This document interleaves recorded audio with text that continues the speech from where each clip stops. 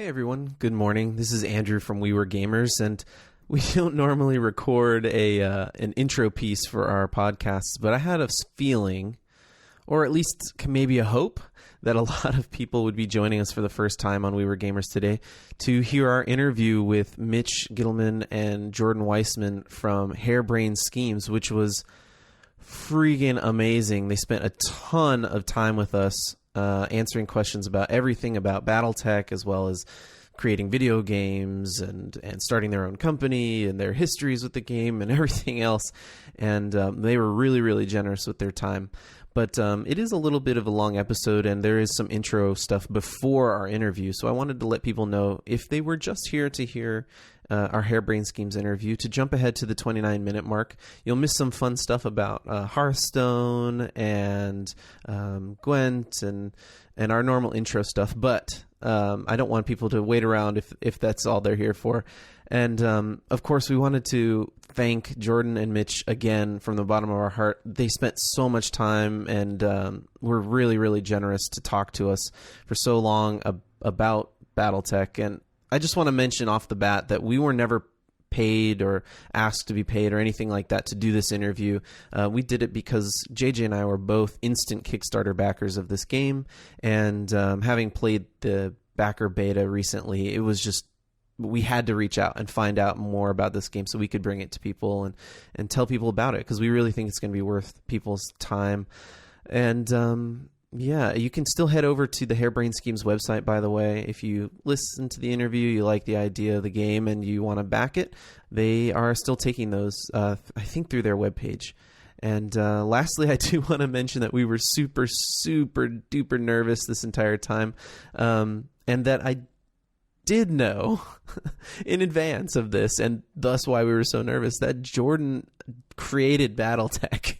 Yes, I just was a nervous interviewer for the first time, and we didn't have the best introduction question for them. But yeah, I hope that everyone enjoys the episode, and there you have it.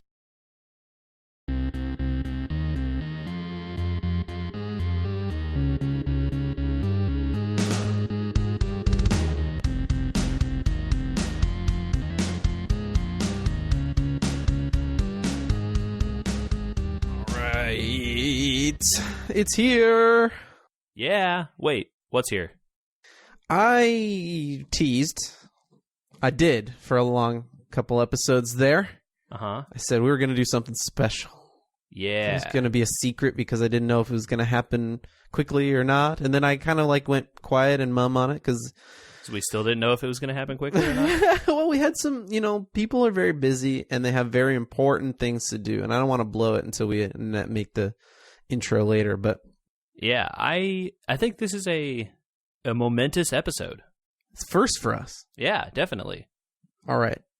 We'll get to that in a minute. How have you been, my man? I believe it has been 3 to 7 weeks since we've talked. It has been a while. Yeah, for sure. Maybe folks knew or didn't know or could tell, but some of those episodes that came out the last couple of weeks were pre-recorded. So this is, Andrew, you know what has happened? Labor Day has come and gone. We are now in a post-Labor Day society. Did you get, what does that mean, right? You can't wear white anymore? Oh. Isn't that what it means? Is that a thing? I need to change my shorts. Isn't that? Gosh, I really don't know. I thought that was a thing. That's the fashion thing, right? You're not supposed to wear white after Labor Day? I think that you're right, yeah. So, I don't know about if that's even true anymore. White is such an integral part of modern design. Yeah. Just everything is white. I'm staring at my computer screen and 3/4 of it has white all, you know what I mean? And it's just clothes are white and everything's white now. I think the bigger problem for us living in California is that it's freaking hot still, and so I want to wear colors that are not going to cause me to boil.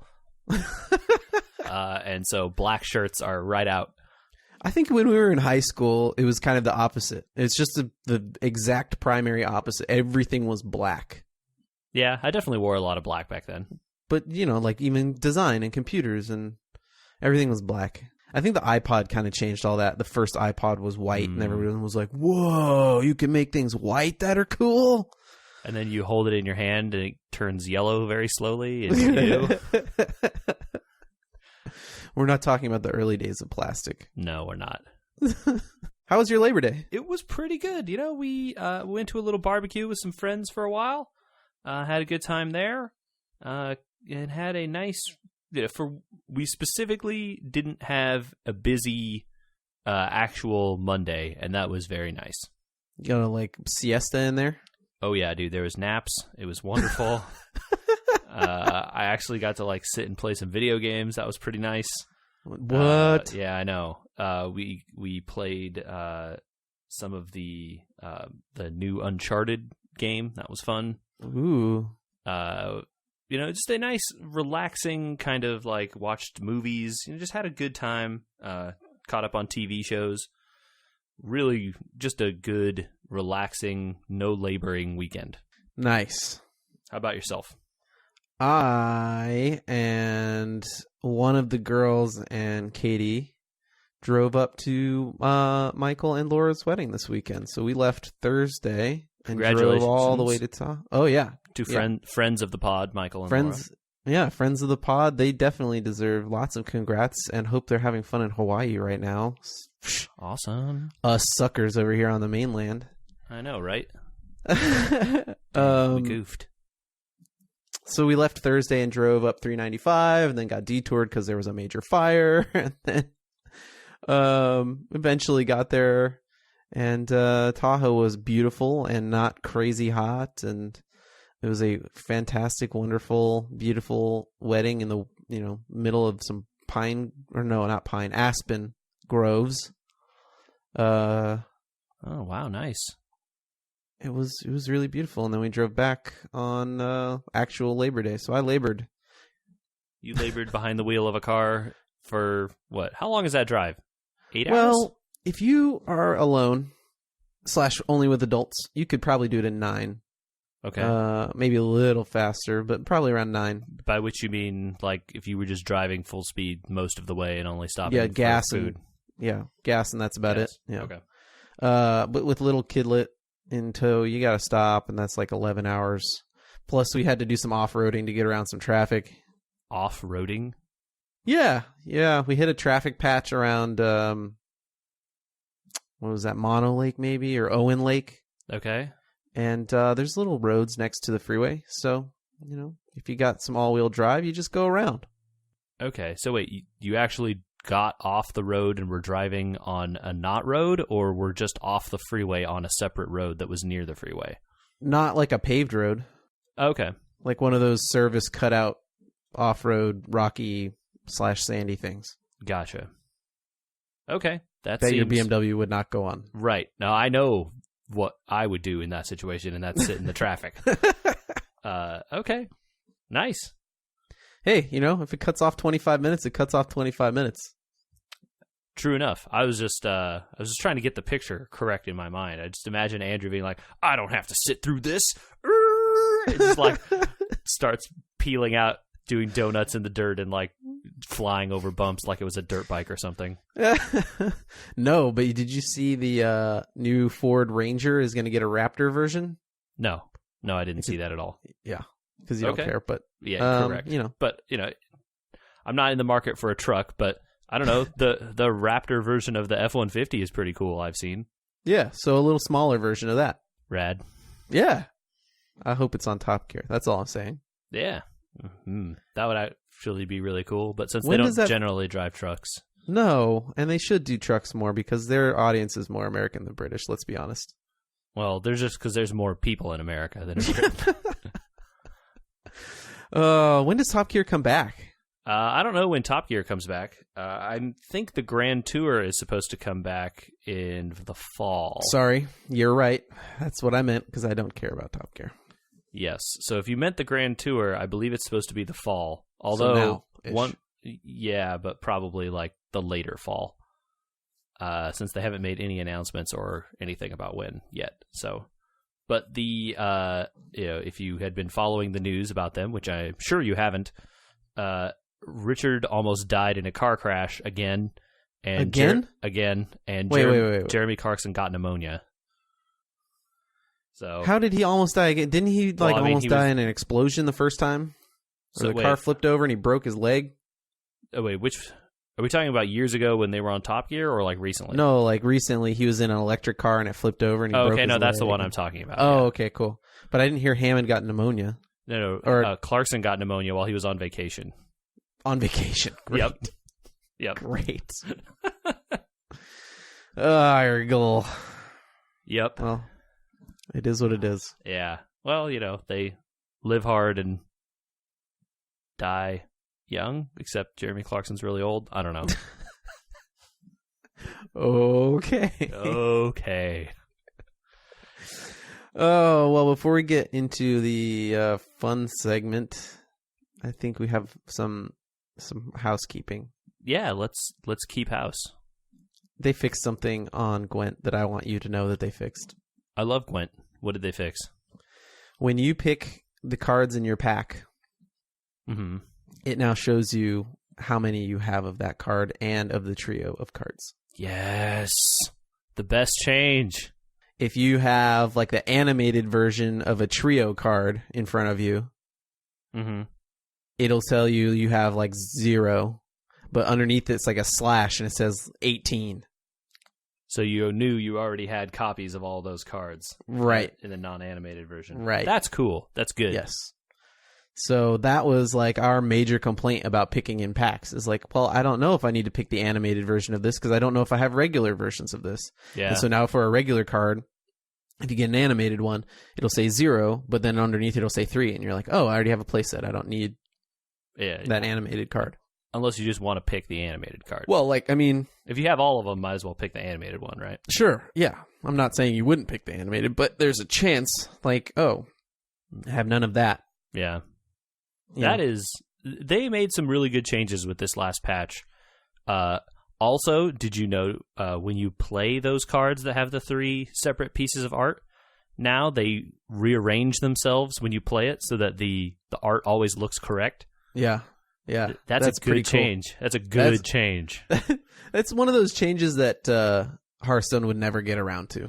Or like one of those changes that they would have done in Hearthstone before they put the game out because their artists are like really like anal retentive about that stuff. They like really care about those weird little details. Yeah. And like that would have been something they would have started from the... It's like, oh, of course the art always has to look right. We're never going to allow it to go out the door without the art looking right. What? Yeah. Well, Gwent is still in beta, technically. So. It is. And they have said, like, they are... The reason they're making so many changes and so, doing so many crazy things to it is that it is in beta and they want to try all this stuff before it comes out for real.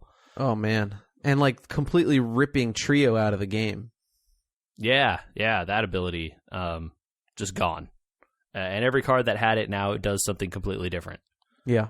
Or, like, changing cards to be completely different or giving abilities from cards to other cards because they lost abilities. Swapping abilities between 2 cards, basically. Like Goodwenny's Sergeant and the guy that used to make the weather go away. Because they took away the Sergeant's ability, and then they were like, he can get rid of weather now.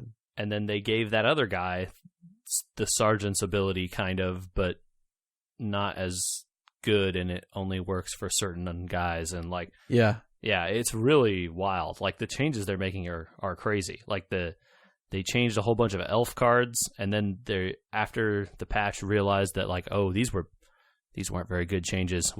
The elves are way too good. And they put out a hot fix where they changed a bunch of elf cards again to like make them a little more fair. All the Northern Realms stuff is like really into armor all of a sudden. And like the armor cards are actually good and worthwhile where they weren't previously. That's cool. Cards that they had like taken down the armor on, or they had taken away armor effects, and they like loosened up the play space and made it all about armor again by saying like, well, all this buffing baloney that was going on and the Reaver thing that was going on is done because it's just unbeatable with that card that like adds an extra Reaver. So no. And then here, have armor instead. Yeah. And like, then you get guys who take away your armor but get bonus to themselves. And you have the guy who pulls a guy out of your deck and gives him 5 armor, and a guy who just gains 2 armor every turn, and you could just, do all these kinds of armor stuff, and then eventually all their cool spells that attack your guys don't do anything because each person on your side has like 5 armor. Yeah, and they kind of took everything away that ignores armor too. Yeah, there still is some of that, but yeah, not a lot. Let's talk about the biggest change, and then I think we should move on. Okay. Golds. Yeah, so now a gold card is no longer by default immune or whatever resistant to any effects that don't specifically target golds. So you can a gold card is just a card now, except that generally its effect is really cool. How crazy is that? It's definitely a very big change. It was interesting to have cards that were just kind of immune from effects. It's sort of, I see what their intention is, or they're like, it kind of made the game uninteractive, right? Where it's just like you play something, and then I play this gold card that screws you over, and there's nothing you can do about it. Haha. Like, it gives you even if that's not actually the case, it gives you the thought that like, if I just like blow up this guy's gold card, maybe I can do something to come back in this game or whatever. Because like some of those gold cards get a lot of points. Like a lot. But it's like it basically hurt the monsters, right? And that was kind of about it. I think it hurt everyone because gold cards can now be affected by weather and stuff like that, and also can be affected by buffs from your own stuff. So if you have cards that will like boost every card in a row, the gold card gets hit now too. That kind of stuff. So it's kind of a double-edged sword. But like I definitely have once again scorched my own stuff because I forgot that the gold card's not immune. And so I killed my own guy, and I'm like, oh no. All right. Well, just concede. Yeah. Scorch is back to being a really good card again. Yeah, and the other thing that having the gold cards be more like normal cards is it makes you think a lot more about the number on the gold card. Whereas before you really cared about how much power it had or what the effect was. Like right. What cool thing does it do? And the number was less important. Now I kind of like care a lot more about that number. It's like, this has a really cool effect, but it's only like worth 4. And like 4 is kind of low. Yeah, but 4 also might keep it out of target range. Definitely. But like I am thinking about the fact that I'm thinking about it rather than just going, yes, cool effect, put it in, is new, right? I didn't used to think about that number, and now I am. Oh, okay. All right, fair enough. Card games. Yep. One you're still playing that I saw some news on that I just am shaking my head as hard as possible. Mm-hmm. Is that like a nope kind of shaking, or just like a I can't believe it's been this friggin' long and now we're talking about this type of stuff. Yeah. Hearthstone. Yeah, Hearthstone. I'm playing a lot of that game still. I like it. Oh my god. They're literally looking at Fiery War Axe now. How many years into this game, and they're like, no, maybe it's. Well, let me list the entire set of cards they're changing in this upcoming balance thing. They're changing Innervate from the Druid basic set. They're changing Spreading Plague, which is a card from the newest set. They're adding 1 mana to that. They're changing Fiery War Axe. They're also adding 1 mana to it. They're changing Hex from Shaman, and they're adding 1 mana to it. And they're changing Murloc War Leader to no longer give health, to only give attack. So that is 3 basic cards, right? Innervate, Fiery War Axe, and Hex. 1 card from the newest expansion, and 1 card from the classic set. Yeah. See a trend there? Yeah, I do, and it's kind of infuriating. Yeah, why? I don't know. We've lived with Fiery War Axe for 2 years. Just leave it alone and fix your game. So they posted some rationale about like why they changed each card the way they did, and what are some other things they thought about changing instead. I don't really necessarily agree with the way they chose to change Innervate. So instead of giving you 2 free mana, it gives you 1. Yeah, I think our change was better. Our change of you can't go over your cap for the turn. Right. So was way better. And they said that they had considered that version, and there's a I think they said refresh 2 mana crystals, which pretty much implies exactly what we're talking about, right? You have to already have the crystals, and then you can refill them again. And that seems like a better version of that card than what they have now, because now it is just a coin. Yeah, it's just a coin. Like, oh, look, they get a coin. Great. And they're now not the only class that has that. Rogue has a card that is called Counterfeit Coin that literally is also the same thing. And then there's the actual coin in the game that is also that. So it kind of makes the card seem kind of weird. Like, why do you have this one card with a different name that kind of does the same thing? I think they just like forgot that they wanted Druid to be a class that could manipulate mana, and so they like made too much mana manipulation, and then they tried to also make good cards that weren't just mana manipulation. Like most of the games that I've seen where you like manipulate mana or you manipulate power and you get extra, generally the other cards you get is just like, okay, well, I have to flood the board with cheap cards because there's really nothing special other than just putting out cards, right? Right. And instead they were like, here's a bunch of really amazing cards that go with it. I'm like, well, yeah, I wasn't everything. I really think they should have considered changing Wild Growth instead of Innervate, or maybe in addition, because if you're talking about like cards that are confusing and don't work necessarily the way you might think they do, Wild Growth should be right at the top of that list. That card does a bunch of weird stuff compared to what the text on it is very simple, right? It just says gain an empty mana crystal. Mm-hmm. Okay. Except that that's not all that card does. If you have 10 mana already, what it actually does is gives you this other random card that lets you cost 0 and draws a card. Yeah. It doesn't say that on that card.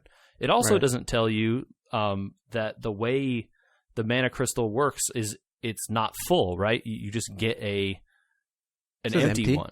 Does it say empty on it? Yeah, it says gain an empty mana crystal. Okay. It's just the card has a bunch of very strange interactions, especially with what happens when it's full stuff. That they say empty because they have other cards that add mana crystals, and they just say gain a mana crystal, and it's full. They don't say full. That's the problem with that. Yeah. So it's just a little inconsistent, and that card is weird and also part of the Druid basic set. Mm-hmm. And Innervate, which has like a much clearer meaning, at least like, from first reading, could have been made clearer if they had also chosen to change this one at the same time. But instead, they left it alone, and now it's just kind of weird. Maybe we should have had Ryan back on to talk about this, because now I'm having a thought, and the thought is maybe they did too much, and Druid either needed permanent ramp or temporary ramp, but not both. Like, okay, Innervate stays the same, but there's no gaining extra mana crystals. You just get them each turn. Like, once you run out of Innervates and whatever else cards they come up with, like Wild Growth is 1 mana crystal next turn, or you know what I mean? Something crazy weird. Mm-hmm.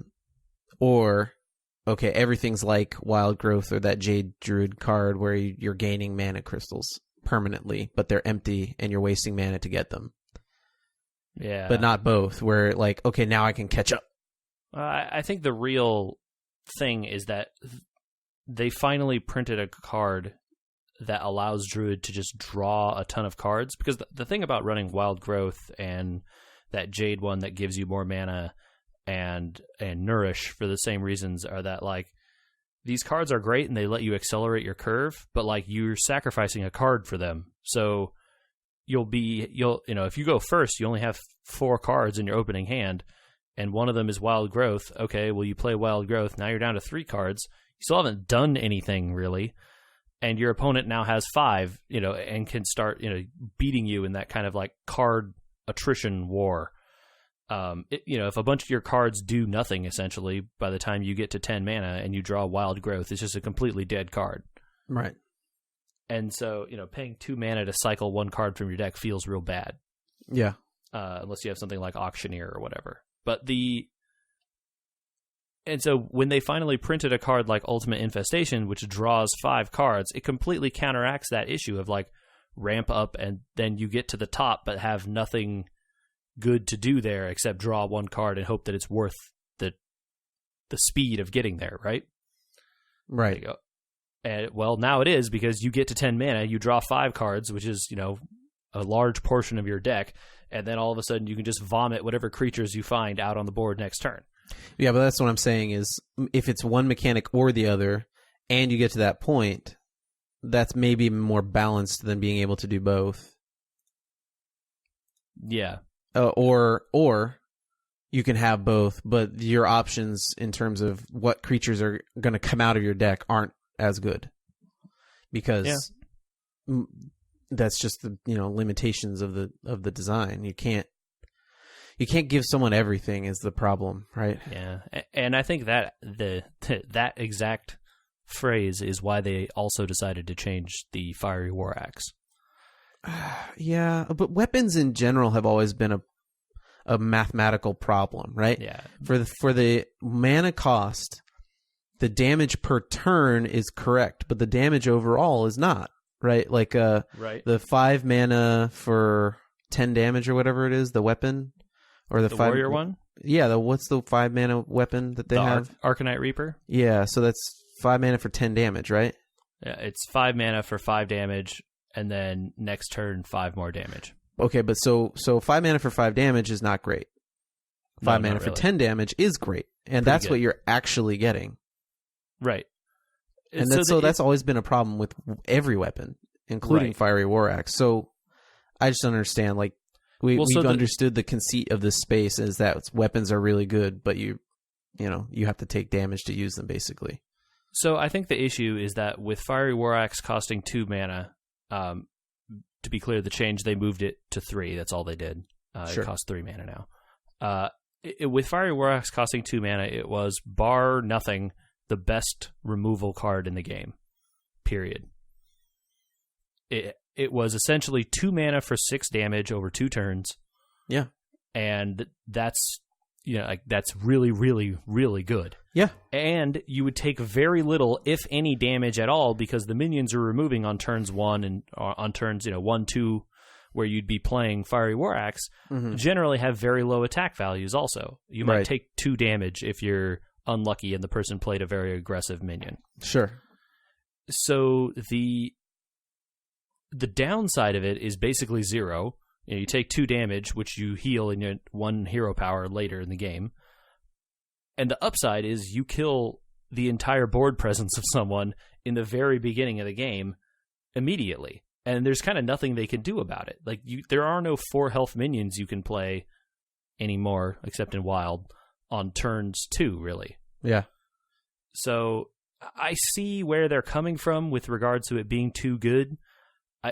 When you make it 3 mana and a 3/2 weapon, all of a sudden is really not appealing, because there are other 3/2 weapons for Warrior that have effects, and this doesn't. Right. So the card is straight up now power creeped by other existing cards. Yep. And that kind of feels bad. It's like Hunter has the Eaglehorn Bow, which is now also better than this card for 3 mana. It puts Warrior in a weird place. And Blizzard said, they sort of did it because they want to have more options for Warrior at these lower levels or whatever.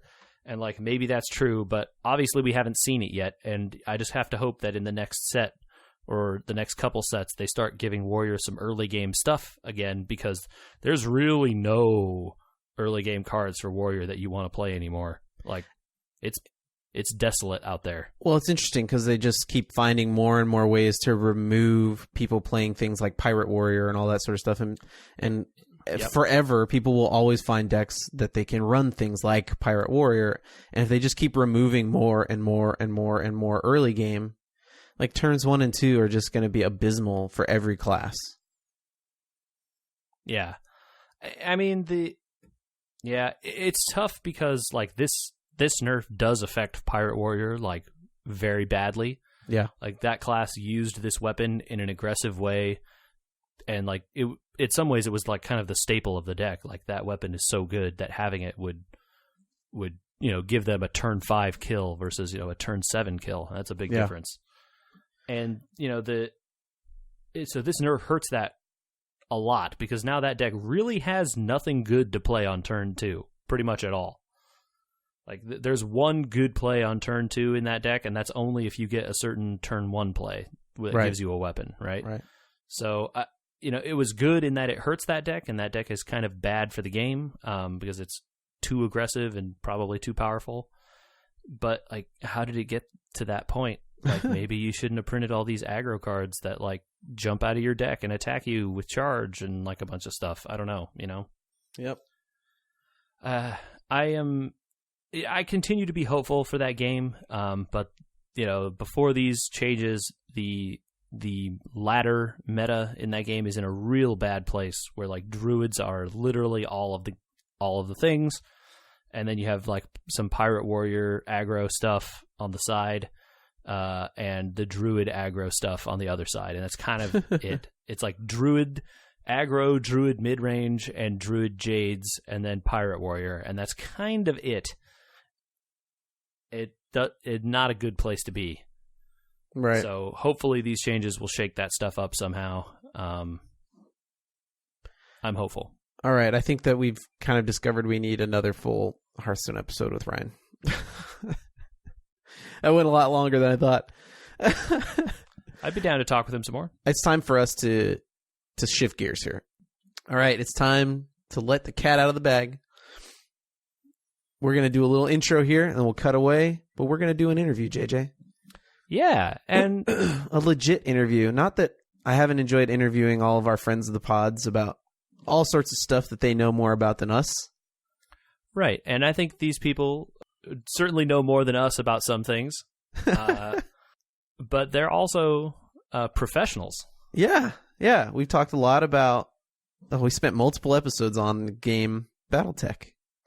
And we had the wherewithal and the idea that maybe we should ask some people that know more about BattleTech than us. What's up with BattleTech?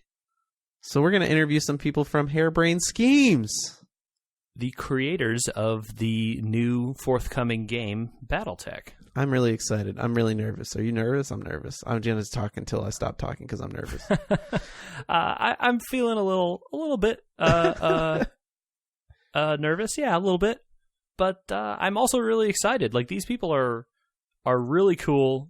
I've really enjoyed, and I know you have also really enjoyed a bunch of the games that they've made. Yeah, and that's not just the Shadowrun BattleTech series stuff. Yeah, there's Shadowrun games they made were awesome, and they've been putting out great stuff on the PC for several years at this point.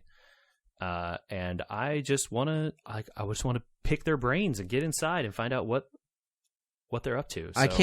I can't imagine that once this full BattleTech game comes out that I'm going to be having much time for anything else, given the modes and what we've already played. So, oh my God, if my life is going to get sucked down that kind of hole, I need to talk to the people that are going to ruin it. I think that's perfect. Okay, so we'll be right back with our interviewees from Harebrained Schemes. All right, we're back from our little break here, and we have Jordan, Weisman, and Mitch. I have no idea how to say your last name, Mitch. Well, why don't you just give it a try and see what happens? Gitelman. All right. Okay, come on. You could have tried that. Could have tried harder than that. Gitelman. Yeah, there we go. Gitelman. Right on. Yeah. I'm just messing around. It's great to have you guys both on. Thank you for doing this. I don't know if we can express enough how much fun we've had with the Shadowrun series. Oh, well, thank you. Yeah, and I don't know about you, JJ, but I'm nervous to talk about BattleTech because I am insanely excited for this game, and having been both backers on Kickstarter and playing the beta, the expectations are really high. You guys, I don't know if you know how much fun you've already put into the game. Well, our job here today is to lower your expectations as much as possible so that when the game comes out, you actually like it. Oh, okay, cool. I mean, I remember when I was a kid, I ruined Star Wars like that for several people. Just telling them how awesome it was. And, whatever. I built it up so much that it could never live up to the expectations. So that's our job. Okay. So we'll lower everybody's expectations. Cool. We'll bring it back down to Earth here. Can you give us a little bit of a background for just a second about go back and remember maybe your first interaction with BattleTech? Like, how did you hear BattleTech was a game out there that you wanted to be a part of? Because I remember pushing around pens and paper and not really knowing what we were doing, but that Mad Cat model was mine, and I knew that I was going to blow things up. Well, that question has to go to me since Jordan created BattleTech. So he didn't find it. He actually made it. So the question is, how did I find Jordan, I guess? But yeah. Is that a question you really want answered? No. Well, stick to the game. Yeah, exactly. The game. My first interaction with BattleTech was Battle Droids. And playing tabletop with my friends. Where'd you find it? Was it at a con or a game No, store? it was at Tom Dowd's house, actually. All right. Tom Dowd was one of the original designers of Shadowrun. Did he work on BattleTech besides Mech Commander 1? No. Okay. He joined as part of the Shadowrun team. Yeah. Wow. Okay. So I was playing with a guy named Mike Neistel who wrote the MechWarrior RPG, I believe. Ooh, I think the first one. Yeah. And so I was playing, but he wasn't writing the MechWarrior RPG at the time because it didn't exist in the concept of MechWarrior being an RPG. Oh, wow. So it was just Battle Droids with a group of actual game developers who we all lived in the same neighborhood, and we used to play a whole bunch of stuff in Chicago. That's awesome. Yeah, and my first encounter with Battle Droids was when we got it back from the printer. Jordan, obviously, it's a little bit more of a complicated story with you, but I think our question was not maybe obviously your first encounter with BattleTech, but moving from having created this system and this series of games and then deciding it's time to reclaim the heritage of this and bring it into a video game space. Were you nervous to like re-encounter the origins of BattleTech and bring it over to video games? Well, BattleTech and video games have been synonymous and connected at the hip very early in the game's history.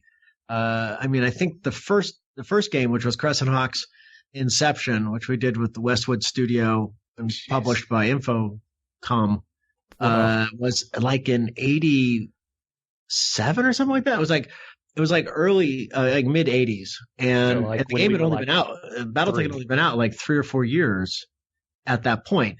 So yeah, and that was kind of an RPG, a tactical RPG, and then Crescent Hawk's Revenge, and then of course we went on to the MechWarrior series. Right. So I was involved in the making of BattleTech video games for a long time, and then we did the BattleTech Center and the Virtual World Center, and that's where Mitch joined us. And you want to tell him what you said when you had your interview, Mitch? Not really, no. Oh, now we have to know. I don't really want it on the internet anymore. But originally, Jordan and I were talking about me coming on to work on what was eventually Crimson Skies, and we developed that. But during the interview, I said, "Just listen, just don't put me on BattleTech." And he said, "Why?" And I said, "Because I hate BattleTech, Jordan. It's stupid," which is a great thing to say during a job interview. With the creator of it. Yeah, well, we had a relationship, if that helps. But for some reason, I then made him make BattleTech games for like 20 years. Yeah, that's the funny thing. About 3 months later, I was on BattleTech. But he came to love it. No, I did come to love it because I thought of BattleTech as just giant stompy robots, which I felt was incredibly limited. And I hadn't had the interaction with the BattleTech lore and the BattleTech history and the BattleTech fiction. And then it was years later that I really started to appreciate the BattleTech fan base. When we started this one, it was I hadn't made a BattleTech game in almost 15, 16 years since the last BattleTech. Last one you interact with? Yeah. Yeah. So it'd been a long time. And actually that was great because I was able to, we're just really excited about getting back into that world and very excited about going back to turn-based. So it was good to have some space. So it's been 15 years, right? Why is it time to bring back BattleTech, especially given kind of like the IP lapse and the completely different playstyle from Shadowrun? I'll tell you my answer if you don't mind. Go for it. Because we got the chance. Because the truth is, Jordan and I have been talking about BattleTech since we started Harebrained Schemes 6 years ago. We always wanted to do BattleTech. It was just a matter of getting the license from Microsoft. Mm-hmm. And we were finally able to do that thanks to the good graces of Phil Spencer, who really is supportive of us. Yeah, and I think once that was opened up, then it was really kind of how do we want to do it, and what's the game we want to make? Because Mitch and I have both made a lot of video games in the BattleTech universe over the years, right? From the original Crescent Hawk's Inception, which was a turn-based RPG, to the Mech Warrior series, to Mech Commander, to Mech Assault. I mean, we've been all over the spectrum. Even our Twitch show, Death from Above, on Hyper RPG. That's just another BattleTech game we've done. Yeah, and I think what we were excited about was kind of going back to the roots of the franchise, where you're commanding a lance of 4 mechs, and you're doing it in turn-based, which gives you the ability to really dive into detail with the management of the mech and the heat and the stability and the pilot, and those are things which, when you're in real time, you kind of have to move higher level, right? You can't kind of have that level of tactical control. And so, turn-based gave us that opportunity. And we thought, since we were going back to the roots of the franchise, we would go back to the kind of the inception point of the fiction and start, at the 3025 era, and then have if indeed people like the game, have the ability to move through the timeline and introduce all sorts of the cool new stuff over hopefully the upcoming years. So we're starting pre-clan invasion, right? So 30 years before the clan invasion. Right. So why in this era another Mercs title? Why not try and pick a pre-clan faction, like to one of the houses or to play as, or one of the great things about BattleTech and Mech Warrior is that people really have very deep passions and kind of associations with the different houses and the different clans. Right, go Steiner. And one of that's one of the great things. But it also means, though, that if you pick one of them, let's say we did the game from the point of view of House Karita, you as a House Steiner fan are slightly miffed off. Yeah, right? Good point. Okay. And we wanted to do a position that was kind of neutral to that effect, but yet gave you the opportunity to demonstrate your loyalty to a particular faction. So if you start as a mercenary company who is independent, right, your backstory and everything supports that, your position supports that. And then if you are a House Steiner fan, well, then you can really build up your reputation with House Steiner and become kind of one of those, kind of permanent mercs, like Wolf's Dragoons was for House Davion for so many years. Right, yeah, that was definitely an exception. We're thinking this game takes place in the periphery, right? So those different, major noble houses have presence in the periphery, but it's not like you're driving through the inner sphere.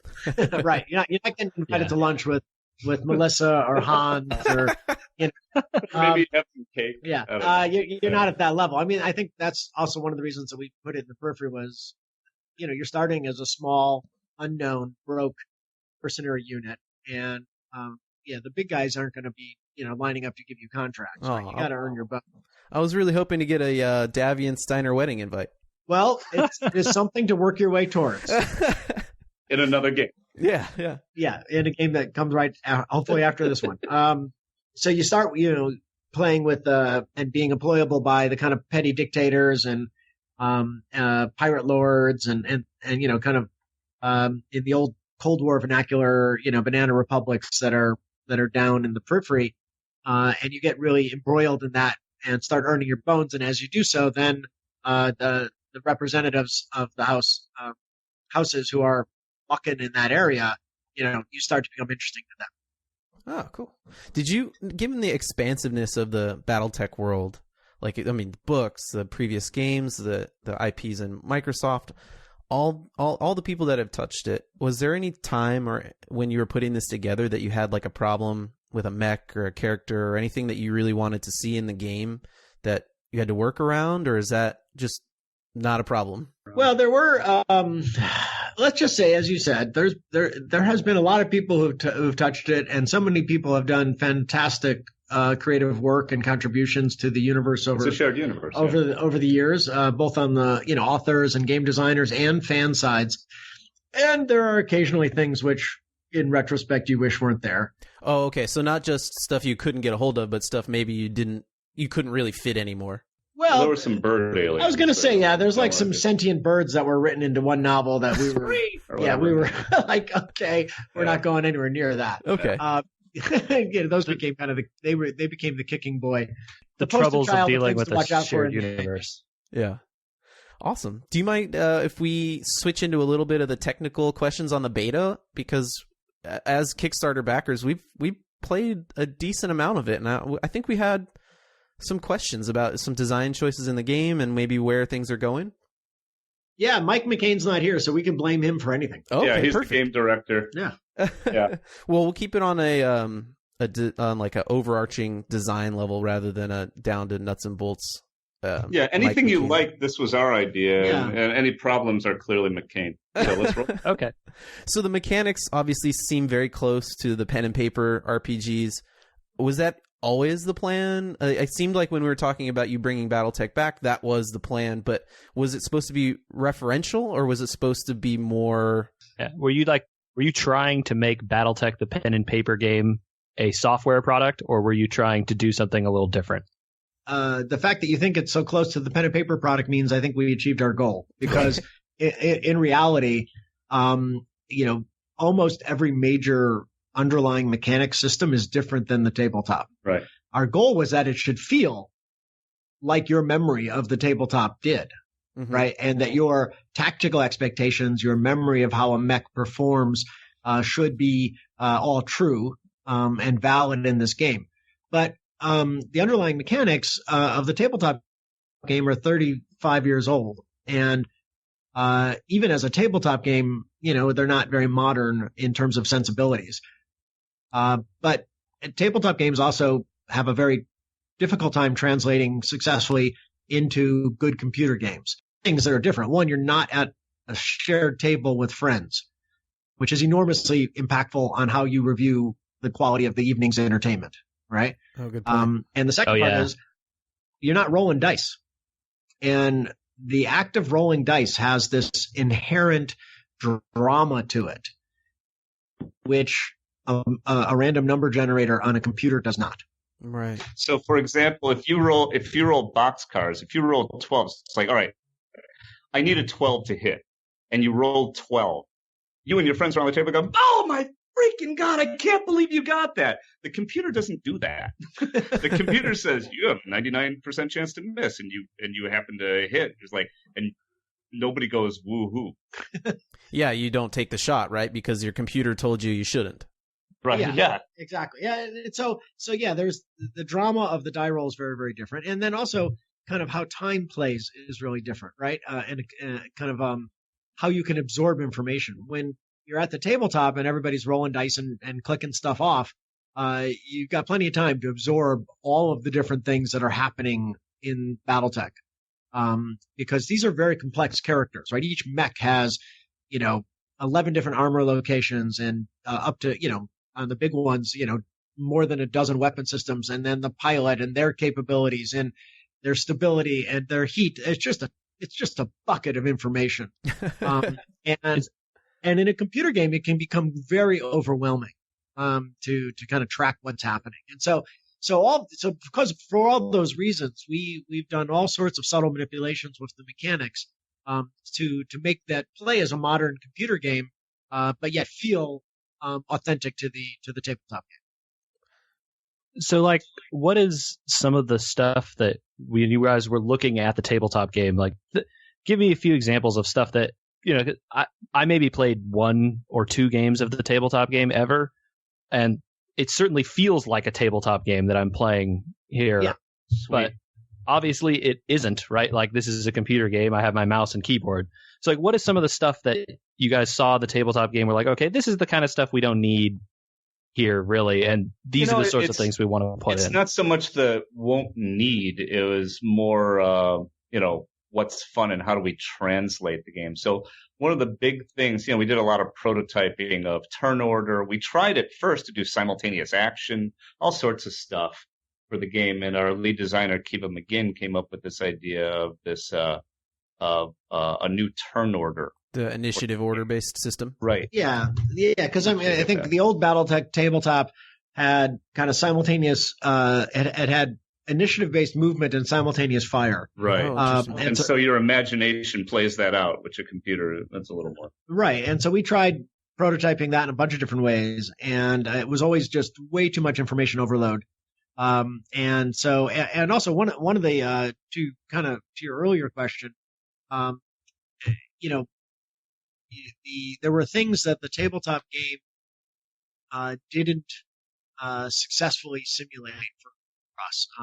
One of the foremost of that was the medium and light mechs didn't really have unique goals. They were just kind of smaller versions of the bigger mechs, which meant they just died. You wanted. Yeah, in the fiction they did, right? In exactly. the fiction they were scouts and they were flankers, and their agility really mattered. But in reality. Yeah, in the tabletop that just didn't come across. So we were that was one of our design goals, was to really make sure that happened here. And that's why we were playing all these different turn orders and initiative systems, and the one that we settled on, really emphasizes that flexibility of the smaller units, and I think gives them that ability to play those roles. So, that's an example of the kind of place where we would stray, but yeah, try to keep the essence of the universe in the game forefront. Yeah, but it seems like the players of the beta, maybe you guys can tell us, but appreciate that work, especially for the light medium. I think that the most recent update definitely gave the light mech more than just the ability to run out and take a hit or two. I don't know if that was your experience, JJ, as well, but when the beta first hit, my experience of like the commando running out was, okay, he's going to either hide the entire game and then come out for call shots, or he's going to run out and take some hits for my heavy mech. And I think with the pilot ability change, especially, adding more abilities for those guys to run out and be able to do some damage without just getting blown up the first 2 seconds was a real nice change for those mechs. Have you played much with reserving your units? Yeah, I have. And maybe JJ, what are your thoughts on the reserve sequence? Because I ended up actually reserving my heavy mechs more than my light mechs. I actually just was playing a light skirmish last night, and because I hadn't really the fun. I wanted to have the fun stuff was always the heavier mechs. Sure, who doesn't want to shoot off everything on an Atlas? I want the Atlas, right? Everyone wants the Atlas. And so, I played a light versus light game, and that gave a completely different feel to the combat. It was really oh, hell yeah. Yeah, and awesome. So it was cool to go, okay, it's I have one guy with initiative 5 and one with 4 and then a couple with 3. So maybe it actually makes more sense for me to take this guy who's clearly twice as fast as most of the other mechs out here and reserve him down to 4 so that I get 2 actions in a row. Yep. Whereas before it would be shoot once and then they move and then I get to shoot again.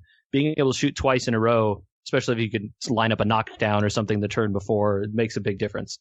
Oh yeah, and the bigger the mech, the less flexibility. So your heavies you can only reserve for 1. Your assaults you can't reserve at all because they move last no matter what. Right. Yeah. But if you've gotten your lights into a nice defendable position, and you can reserve them all the way down to 1, then they can flank, get a rear shot on the Atlas, and then you're back at the top of the turn order, and they go again, and so they can either get a second shot, or they can run away before they get hit again. Yeah. So that's the kind of dynamic we were trying to enable that wasn't there in the original tabletop. I actually hadn't thought about that, where if you just reserve all the way down to 1, you're guaranteed to go, and then you'll start over again at 5 or whatever, and go again before them. So that's almost close to 3 times in a row, right? Well, it's 2 turns in a row, but you got to set it up right, because if you're just standing out in the open waiting, reserving, you're just going to take you'll just get blown up. Yeah, of course. But if you kind of use the guys in the right way, keeping them hidden, keeping them flank over the side, then sweep out, get 2 turns in a row can be really powerful. Especially if you're dealing with if you got a guy down, right, and then being able to get 2 called shots in a row, or the stabilities, you've shaken up his stability or worked his earlier units have worked his chevrons down. and so that he's evasion, his evasion chevrons down, so he's easier to hit. You can really take advantage of that stuff. I think that the game has always, since the first playable portion, felt like we're talking about now, very tactical and very technical, with precise decisions you can make, like facing and cover and whether you're going to stand behind this rock and in the water and all those sorts of things. Especially with the new update. Thank God for the line of sight eye. Yes. Oh Thank you so much. Best change. We knew that we needed that. We just didn't have a chance to get it in, when we did. So we had always planned for that. Is there anywhere else in the game? Because sometimes when you finally, you got everything positioned and we're all lined up in a battle line or whatever, I run out of tactical decisions to make once in a while where you're just like, well, we're all just going to stand here and pound each other with lasers. Is that kind of a design choice to say, okay, well, on this map, everyone's going to hit the river at a certain point, and my LRMs are on the hill and my heavies and assaults are in the river, and that's what's going to happen? Or is there still some technical changes you want to see to add more movement and tactical choices once you hit these choke points? No, there's first of all, we don't plan these maps to say, okay, at this point on, turn 10, we expect it to be like this. It's more about we want our multiplayer gameplay and we want our single player missions to last about this long, right? Okay. Which is why we made some of the decisions we made on Melee and how it works, right? So that our missions play out in a reasonable amount of time. So that's one thing, but also don't expect a lot of tactical changes to the game here. We're still, analyzing beta feedback and stuff like that, but we don't have some big sweeping new features we plan to put in. Right. But the biggest one is not a change to combat, but the change to the context in which combat will be played. Well right. done. So right now in a skirmish game, there's really, if you feel like you're in a decent position, you're just going to sit there and take the damage as you deal it out. Right, because winning means I have a mech and the enemy doesn't have any. Right. There. When you're in the context of the campaign, and every one of those hits is costing you money, and it's going to cost you time to repair. Right. Right. Now all of a sudden, standing still and just taking it feels a lot less attractive. If you're a mercenary, you lose a mech in a mission, that's really, really, really bad. Right? Taking internal damage is bad. Losing a mech in a mission is going to cost you big time, and money is a very important thing to lose. Yeah, and the game developer. Yeah, unfortunately, the mercenary simulator is a simulation of running a business. It really is. Everything costs time and money. Mech Tycoon. Yeah, kind of. I like that. Yeah, there is a sense. Yeah, we may use that. But yeah, so like you take damage of a mech, or when your mech warriors get wounded, and you return back to your dropship, the Argo, your mech tech's going to look at it and go, okay, yeah, that's going to take me X weeks to put that thing back into, back up to 100%. Mm-hmm. And the doc's going to tell you, yeah, that mech warrior is going to be in the infirmary for, a month.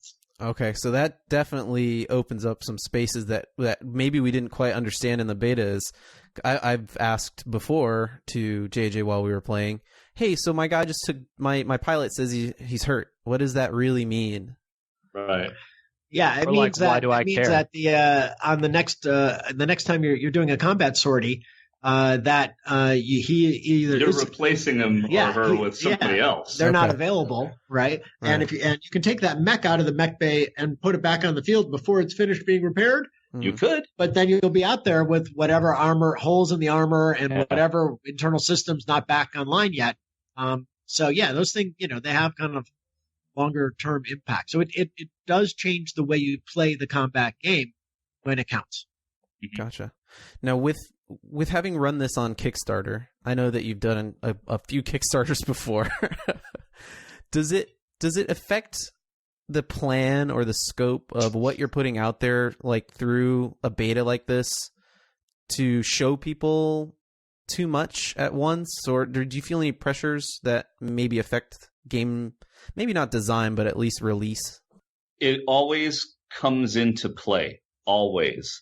We are always attempting to balance the needs of the project with the needs of our audience, who, through their good graces, have allowed us to make the game, right? I ask it because we're talking about such a technical game, right? Like you're saying, there's stuff in here that we don't even understand yet because we don't have the campaign. There's a ton of stuff you haven't seen. Right. So does that give you like a crazy feeling of pressure or anything? No, we have a crazy feeling of pressure at all times. Just doing a Kickstarter. Well, first of all, game development is nuts, right? And it's a really, really, really competitive and stupidly hard business. But if you take that out of the equation, then we are making a video game in a glass fishbowl where there are people sort of knocking on the fishbowl to see if we can get the fish to dart around a little bit and sort of entertain it. Yeah, you're not supposed to tap the glass, right? Yeah. You put up the big sign that says, please don't bother working. Yeah. So there's that element too. And trying to please people, Yeah. And then also the fact that, like we talked about with Shadowrun, we're playing with childhood memories here and we want to honor those, right. And honor people's investment, emotional and time investment into the franchise. And we take it extremely seriously, that responsibility. Yeah. So yeah, there's a lot of pressure there, but Kickstarters do change the way you approach development because you have it's backwards. Yeah, up front we're committing to what the game's going to be before at the end, and so it's and all games is like all creative works. They change, they evolve, they over time and through development, and so I think one of the things that the Kickstarter audience and especially our audience, which has just been enormously supportive through all of our experiences with them, has come to understand that. And so when we come out and say, hey, this feature which we mentioned the Kickstarter, we tried it and it's not fun, or it's we've spent so much time on X that it's no longer in scope.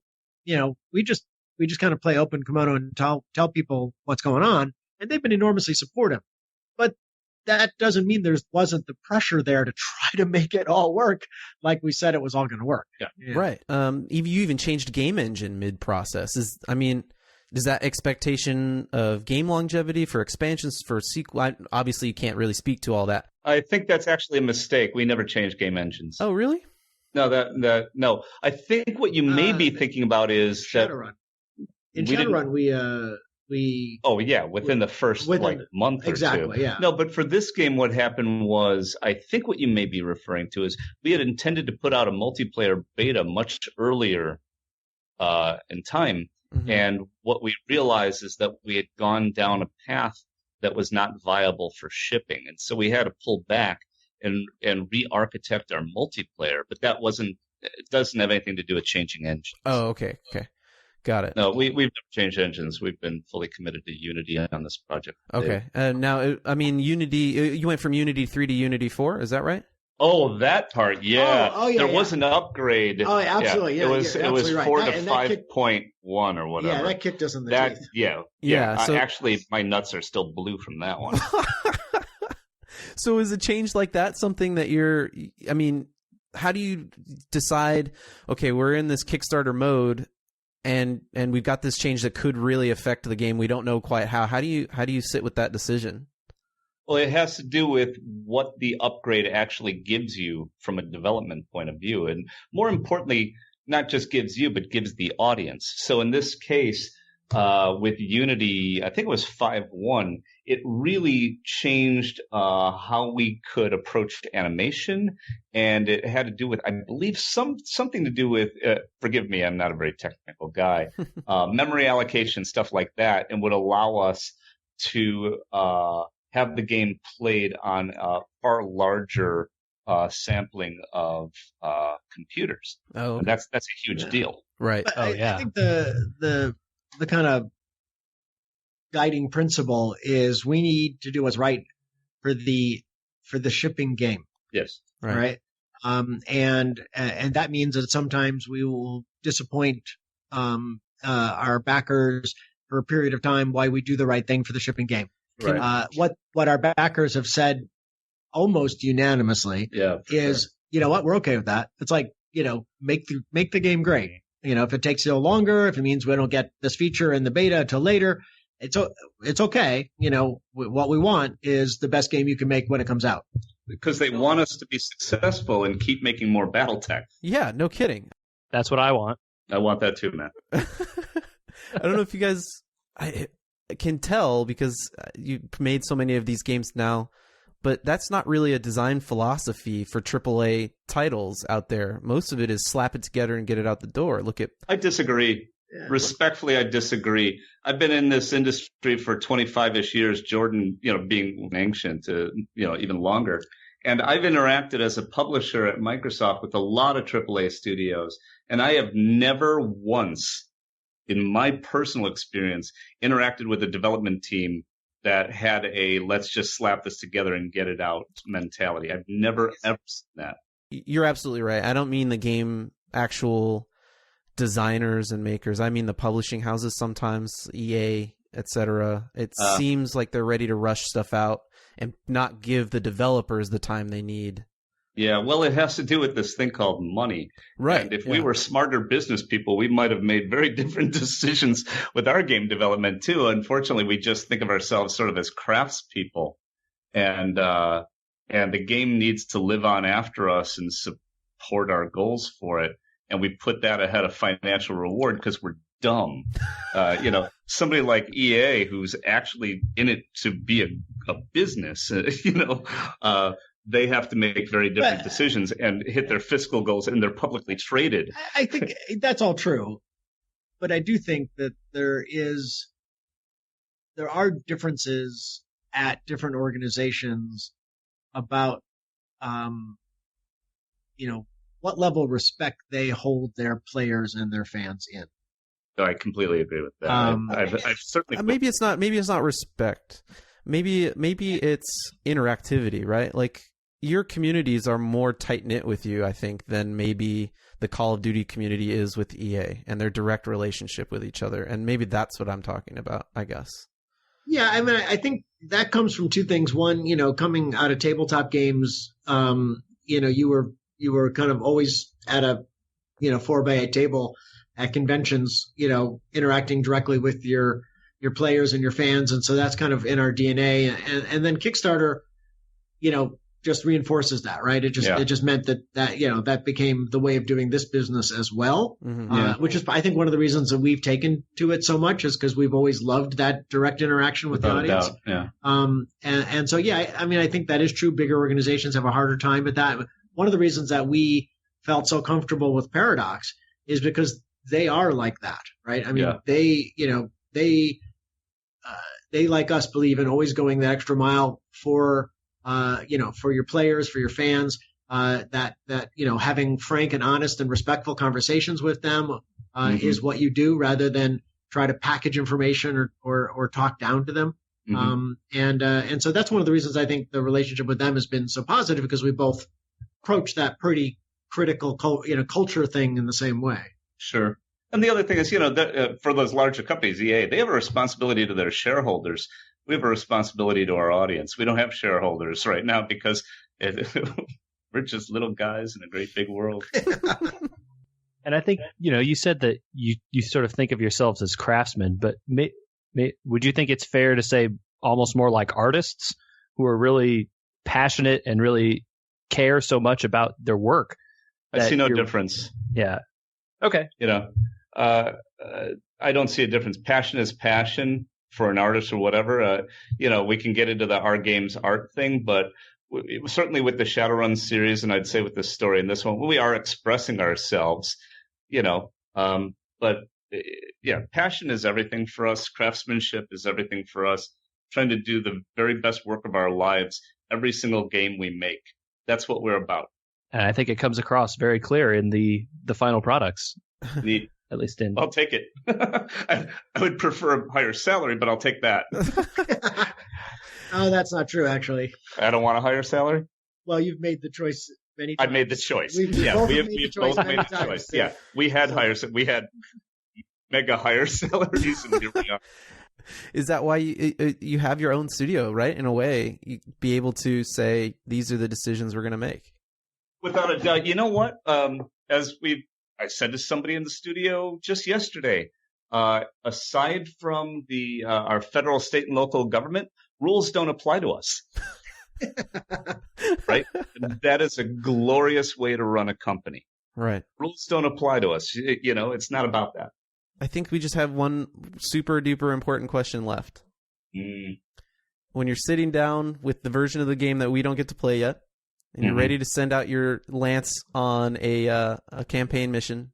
Yeah. And you got everything set. You got your atlas. The game's ready to go. What is in your highball glass next to you? What whiskey? That is an excellent, excellent question. Well, Jordan, you want to take that one? Well, I'm not a whiskey drinker. Okay. Doesn't have to be whiskey. So before my advice to all of our future mercenary mech warrior commanders is that before you hit launch and you send your men into the teeth of combat, you take a moment and pray to whatever deity is important to you. Yeah. And then, grab the mouse and go for it. I was going to say, hold on to your both hands. But yeah. And for me, I'm a bourbon man. Okay. And actually on my desk right now is not bourbon, it's Irish whiskey that a fan sent us. God bless them. And it's, what has he got? Jameson Double Black Barrel or whatever, which I've been sucking on since I got back in town for Gamescom. But I'm a Basil Hayden man. And in the other hand is a Hoyo de Nicaragua cigar.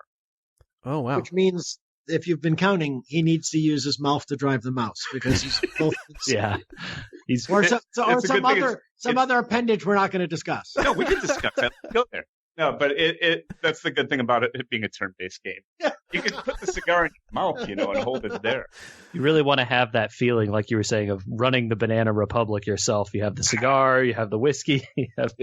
All he's missing is a pair of sunglasses. Exactly.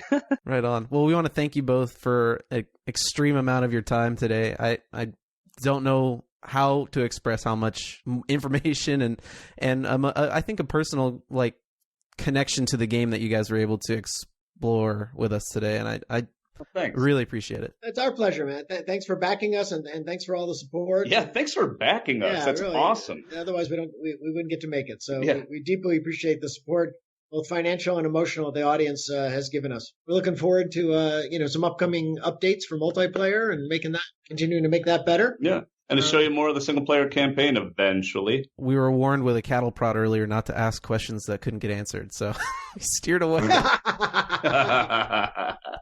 Yeah, we have handlers, Yeah. No, thank you guys so much. We really, really appreciate it. Yeah, thank you so much. It's our pleasure. Thank you for playing. It was really great talking to you guys.